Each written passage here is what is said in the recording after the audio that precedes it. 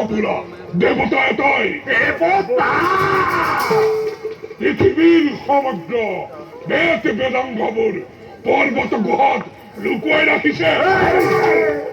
আমি প্রথমে এগুর বিচার করিব লাগিব পলম হলে সিহঁতি লুকুৱাই পেলাব তেন্তে বৰ দৈত্যপতি বেদ শাস্ত্ৰবিলাক আমাৰ বাবে অতি গুৰুত্বপূৰ্ণ